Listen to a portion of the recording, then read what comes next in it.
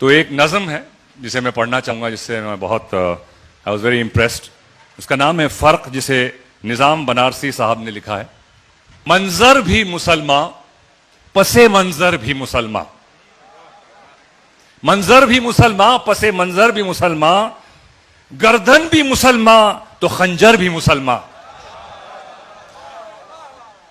क्या गुजरेगी इस्लाम की कश्ती पे खुदारा, तूफान भी मुसलमान है, लंगर भी मुसलमान।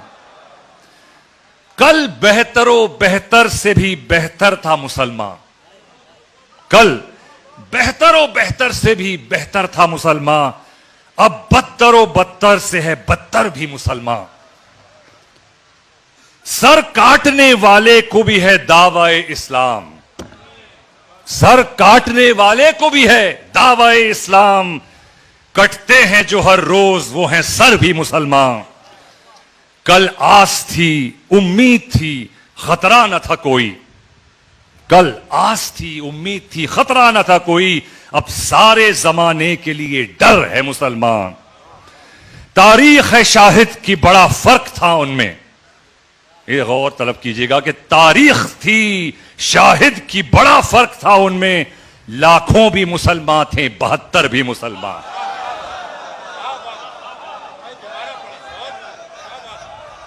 तारीख थी शाहिद की बड़ा फर्क था उनमें, लाखों भी मुसलमान थे 72 भी मुसलमान। तो मुझे ये फख्र है कि मैं आज उन 72 का सपोर्टर बन के यहां खड़ा हूं और हम सब यहां हुसैनी बन के हाजिर हुए हैं। लोग कहते हैं, आप क्या कहते हैं, हुसैनी इस्लाम, हुसैनी इस्लाम, इस्लाम इस्लाम होता है। कुछ लोग पता नहीं कहते हैं कि, लेकिन आप एक बात बता, अगर इस्लाम इस्लाम होता है तो फिर क्या हम उस आइसिस को भी इस्लाम कहेंगे? क्या हम उस दाइश को भी इस्लाम कहेंगे? अब इस्लाम इस्लाम होता है, वो भी कलमा पढ़ रहे हैं, वो भी कुरान पढ़ रहे हैं, नमाज पढ़ रहे हैं। तो ये फर्क जानना जरूरी है कि उस इस्लाम में और हुसैनी इस्लाम में फर्क क्या है। तो इसीलिए ऐसे जो मंच होते हैं जहां इमाम हुसैन के इस्लाम और उनकी इस्लाम की जो उन्होंने तर्जुमा किया इस्लाम को और सही इस्लाम को पेश किया, और लोग इकट्ठा होते हैं हर धर्म से, from every faith, with that love and that feeling कि नहीं, हमको एक आदमी हक के लिए खड़ा हुआ था और हमको उसका साथ देना है। तो ये सब जो यहां खड़े हुए हैं बस हक के साथ खड़े हुए हैं, और वही आवाज थी इमाम हुसैन की। क्योंकि जैसे मौला अली अलैहिस्सलाम ने बहुत अच्छा कहा कि डिप्लोमेसी नहीं होती इस्लाम में। जैसे कि एक म्यान में 2 तलवारें नहीं होती, वैसे ही एक मोमिन के दिल में हमारे दुश्मनों की मोहब्बत नहीं होती। ये क्लैरिटी बहुत जरूरी है, डिप्लोमेसी नहीं होती यहां पे। आज इस्लाम का जो है ये हाल कैसा बना, इस्लाम की आइडेंटिटी नफरत से कैसे जुड़ गई, इसके जवाब के लिए आपको करबला के मैदान में जाना पड़ेगा, जहां इमाम हुसैन ने तो कयामत तक एक लकीर खींच दी, जिसकी एक तरफ जुल्म और दूसरी तरफ मजलूमियत और हक। ये हमको करबला से समझना है। और इमाम हुसैन अलैहिस्सलाम ने हर तरह के रिश्तों की कुर्बानी अपनी तरफ से दी, और सारे रिश्तों की कुर्बानी देने के बाद आखिर में अकेले जब खड़े थे तब आसमान की तरफ देखा और उन्होंने ये कहा, जो मैं पढ़ना चाहूंगा, कि मैंने अपना फर्ज निभाया और तेरे दुश्मनों को बेनकाब कर दिया, ताकि इंसानियत पहचान ले कि हक क्या है और बातिल क्या है। मैंने अपनी सारी कुर्बानियां दे दी और अब अपनी जिंदगी भी देने जा रहा हूं। मैंने अपना वादा पूरा किया, अब तू अपना वादा पूरा कर। अब ये सब कहने के बाद और करने के बाद समझ में नहीं आता है कि ये नफरत ये कहां से आ गई, ये क्या हुआ क्या। इसमें ये कबीर का एक दोहा है जो बहुत अच्छी तरह इसको एक्सप्लेन करता है, कि उन्होंने कहा कि करता रहा सो क्यों रहा, अब करी क्यों पछताए। करता रहा सो क्यों रहा, अब करी क्यों पछताए, बोए पेड़ बबूल का तो अमुआ कहां से पाए। अब ये बहुत गहरी बात है कि आपने जो बीज बोए, तो रसूलुल्लाह सल्लल्लाहु अलैहि वसल्लम ने भी कुछ बीज इस्लाम के खेत में बोए। वो बीज थे अहले बैत। अगर मुसलमान उसी खेत में उन बीजों पर वफादारी की खाद डालते और मोहब्बत के पानी से सींचते तो उसका फल आज खा रहे होते। अब जब खेत ही अलग बनाओगे, बीज ही अलग बोगे, तो भैया उसका फल तो कुछ और ही होगा। अब हम देख रहे हैं कि किस तरह के फल उग रहे हैं। मुझे हिस्ट्री में नहीं जाना है, उसके बारे में कुछ बात नहीं करनी है, क्योंकि इस्लाम एक दूसरे से जब जंग कर रहे थे, हमने ये समझा और हमने इम्तियाज हमको करना पड़ा कि वो कौन से बीज थे जो रसूल ने बोए और सींचे, और वो कौन से फल थे जो इन फलों से जुड़कर खेत को डिस्ट्रॉय करने की कोशिश कर रहे थे। हकीकत आबादी है मकाम शब्बीरी, हकीकत आबादी है मकाम शब्बीरी, बदलते रहते हैं अंदाज कूफी और शाम। ये अंदाज, ये बहुत डेंजरस चीज है जो आज बहुत फैल रही है, और इसी की वजह से जो प्रॉब्लम हो रहे हैं, जो नफरतें फैल रही हैं, न कि सिर्फ इस्लाम में, लेकिन इस्लाम के नाम पर जो दूसरे धर्मों पे भी हम जो अत्याचार हो रहे हैं, और हम पर जो ट्रंप वहां से बोल रहे हैं कि इस्लाम इज आवर एनिमी, तो ऐसे स्टेटमेंट्स कहां से आ रहे हैं? तो ये बहुत एक अच्छा, मतलब मैं सिमट रहा हूं, कह रहा हूं, बिकॉज बहुत लोग बोलने वाले भी हैं और मैंने कहा कि मैं उस लायक भी नहीं हूं, लेकिन कुछ चीजें मुझे पसंद आ गई तो दिल से पढ़ने की इजाजत चाहूंगा कि बशर की सर बुलंदी में भी कोई राज होता है, जो सर दे दे सरे मैदान वो सरफराज होता है। जहां पर खत्म होती है हुदूद अक्ल इंसानी, वहां से मुर्तजा की शान का आगाज होता है। ये बहुत अच्छी एक और किसी ने बहुत अच्छी बात किसी ने कही कि ए मुसलमान, जमाना आगे बढ़ता है तो बढ़ने दे। इसे गलत तरीके से मत लीजिए, इसके फलसफे को समझिए कि ए मुसलमान, जमाना आगे बढ़ता है तो बढ़ने दे। तू 1400 साल पीछे चला जा, जमाना खुद तेरे पीछे आ जाएगा। तू कलमे की मेहनत करते करते अखलाक तक पहुंच, और लोग तेरे अखलाक देखते देखते कलमे तक पहुंच जाएंगे। बिकॉज पूरा मयार जो है वो अखलाक का था, और कहीं उस अखलाक को भूल के हम कुछ अलग चीजों में लग गए हैं, एक दूसरे को गाली देने में लग गए हैं, बुरा बोलने में लग गए हैं। पूरी बुनियाद अखलाक थी। ये अखलाक को देखकर ही जो दिल मुड़े, दिल पलटे, वो सिर्फ अखलाक था। और पूरी इस चीज, द फाउंडेशन ऑफ इस्लाम जो कहा, जैसे हमारे फादर साहब ने कहा कि जीसस जो थे, मोसेस जो थे, इवन राम जो थे, इखलाक, गुरु नानक साहब जो थे, इखलाक, फाउंडेशन, कैरेक्टर। आप किस तरह से अपने कैरेक्टर से लोगों को अफेक्ट करते हैं। रसूलुल्लाह की किसी ने ये नहीं कहा कि कितनी अच्छी नमाज पढ़ते हैं, कितनी अच्छी क़िरात करते हैं। इखलाक, बिहेवियर क्या था उनका लोगों के साथ, उससे दिल पलटे। सो ये जरूरी है आज हमारे लिए कि द इस्लाम ऑफ इमाम हुसैन, जो बेस्ड ऑन जस्टिस था, social justice, political justice, judicial justice and domestic justice. लेकिन इसीलिए कि खास तौर से शियाज़म में, जैसे कि हम तौहीद और रिसालत और क़यामत की बात करते हैं, लेकिन यहां पे तौहीद के बाद अदल आता है।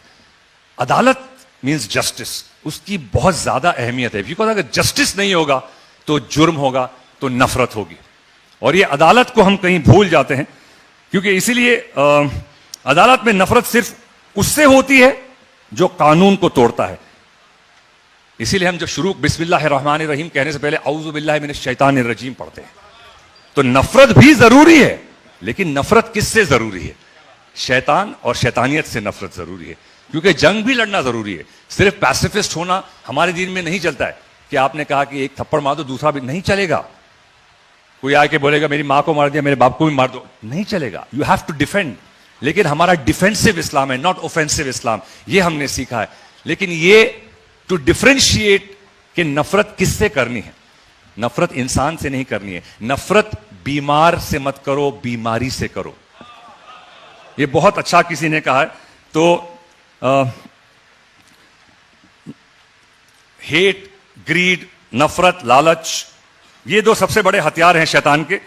और एग्जाम्पल जैसे कि हम देखते हैं कि रसूलुल्लाह ने जिस तरह से ट्रीट किया लोगों को, इमाम उमर जैसे ट्रीट किया। ये किसी ने बहुत अच्छा अभी थोड़ी देर पहले कहा था कि पानी पिलाने आए थे हमारे चौथे इमाम ज़ैनुल आबिदीन अलैहिस्सलाम कि यहाँ पे जब वो इमाम हुसैन का एक कातिल था, वो आया था और उन्होंने उसको पानी पिलाया। उन्होंने कहा कि आप जानते हैं मैं कौन हूँ? उन्होंने कहा मैं जानता हूँ। तो उन्होंने कहा फिर आप ये बर्ताव मुझसे कैसे कर रहे हैं? उन्होंने कहा ये तेरा जो तूने सीखा है वो तू करता है, जो मैंने सीखा है वो मैं करता हूं। ये है हमारा दीन, ये है मैसेज ऑफ इमाम हुसैन कि जो हक की बात होती है। और एक और बहुत बात है कि मुझे आगे जरा बढ़ना पड़ेगा कि ये आजकल जो जंग हम इन्होंने मुझे इंट्रोड्यूस किया, बहुत अच्छी तरह कहा कि फिल्म भी है और इल्म भी है। तो फिल्म में एक साहिर लुधियानी साहब थे, उन्होंने बहुत अच्छा एक नज़म लिखी थी कि खुदाए बरतर तेरी ज़मी पर ज़मी की खातिर ये जंग क्यों है, हर एक फतह और जफर के दामन पे खून इंसान का रंग क्यों है, ज़मी भी तेरी है हम भी तेरे, ये मिल्कियत का सवाल क्या है, ये कत्ल खून का रिवाज क्यों है, ये रस्म जंग जदाल क्या है, जिन्हें तलब है जहान भर की उन्हीं का दिल इतना तंग क्यों है। गरीब माँ, फिर यहां दुआ है कि गरीब माओं शरीफ बहनों को अमन व इज्जत की जिंदगी दे, जिन्हें अता की है तूने ताकत उन्हें हिदायत की रोशनी दे, सरों में किब्र व गुरूर क्यों है, दिलों के शीशे पे जंग क्यों है, खुदाए बरतर तेरी जमी पर जमी की खातिर ये जंग क्यों है, कज़ा के रास्ते पे जाने वालों को बच के आने की राह देना, दिलों के गुलशन उजड़ न जाएं मोहब्बतों को पनाह देना, जहां में जश्न वफा के बदले ये जश्न तीर व तफंग क्यों है, खुदाए बरतर तेरी जमी पर जमी की खातिर ये जंग क्यों है। देखिए, all religions profess peace but then people use religion to stir up hate. आजकल देख रहे हैं बहुत ज्यादा हो रहा है, बहुत ज्यादा था। 3 साल पहले आया था, मैंने कहा था वही, अब तो बहुत ज्यादा बढ़ गया है। अब इलेक्शंस भी आ रहे हैं तो और ज्यादा बढ़ेगा। ये पता नहीं क्या लोग इस्तेमाल करते हैं। यहां पे उन्होंने कहा कि ऑल रिलीजन्स प्रोफेस पीस, लेकिन इसी रिलीजन को लेके लोग पॉलिटिक्स में नफरत की पुड़ियाएं घोल घोल के दे रहे हैं, लोगों के दिलों में डाल रहे हैं और सत्यानाश कर रहे हैं इस मुल्क का। बहुत बहुत बहुत खबरदार रहना पड़ेगा, क्योंकि ये हमारा मुल्क है और बेहतरीन मुल्क है, और जो आज़ादी इस मुल्क में हमको मिलती है हर धर्म को अपने धर्म का पालन करने की, सर्वधर्म संभव ये कहा गया था। तो ये बहुत एक नायाब मुल्क है सारी दुनिया में, लेकिन ये जो इसकी नायाब जो ये है, ये क्वालिटी, इसे तोड़ने के लिए कुछ लोग पता नहीं बहुत ज़्यादा उछल रहे हैं। तो संभल के रहिए, सही लोगों को अपने साथ रखिए, सही लोगों को चुनिए, रहबर बनाइए अपना, और सही लोगों से मैं गुजारिश करूँ कि आप भी खड़े रहिए। पॉलिटिक्स एक बहुत अहम हिस्सा है इस्लाम का भी। It is integrated, it's not like कि भाई पॉलिटिक्स अलग है और no, it is a very very integral part of Islam and be the part of politics. चाहे अपनी आवाज के जरिए करिए या आप खड़े होइए, और जो यहाँ पे मंच पे खड़े हैं कुछ लोग जो हक के लिए खड़े होते हैं, हमारा फर्ज बनता है कि उनके साथ खड़े होइए। जो जोड़ने की बातें करते हैं, जोड़ने वालों के साथ जुड़िए, तोड़ने वालों के साथ मत जुड़िए आप। बस यही मेरी इल्तिजा आपसे है। और आखिर में मैं सिर्फ ये पढ़ूंगा कि अपना कोई मरता है तो रोते हो तड़प कर, पर सिब्ते पैगंबर का कभी गम नहीं करते। हिम्मत है तो महशर में पैगंबर से ये कहना, हम जिंदा हो जावेद का मातम नहीं करते। आंसू न बहाओ के ये जेब है तुमको, कातिल कभी मकतूल का मातम नहीं करते। इससे मैं ये कहूंगा इस दुआ से कि हम सब सही रास्ते पे, इमाम हुसैन के बताए हुए रास्ते पे चल सके, सही इस्लाम को समझ सकें और अमन और शांति के रास्ते पर इस मुल्क के साथ जुड़ के इस मुल्क को बहुत ही खूबसूरत बनाए जिससे ये मुल्क हुआ करता था। और आगा सुल्तान साहब, ये आपने जो ये मंच बनाया है, ये एक बहुत अहम मंच है और इसका मैसेज दूर दूर तक जा रहा है। आजकल हमारे प्रेस वाले भी साथ में, मीडिया साथ में है, और थैंक यू, बिकॉज आपकी एक बहुत बड़ी जिम्मेदारी भी होती है कि जहां हेट का मैसेज फैलाया जा रहा है, वहां पीस के मैसेज को फैलाना भी उतना ही इंपॉर्टेंट है। तो शुक्रिया आपका कि आप लोग ऐसी तादाद में आए और इसको एनकरेज किया। एंड सुल्तान साहब की वालदा साहिबा बहुत बीमार हैं, मैं चाहूँगा कि हम भी उनकी सेहत के लिए दुआ करें और उनको बीमार करबला के सदक़े में शफा हासिल हो। शुक्रिया। अस्सलाम वालेकुम। जय।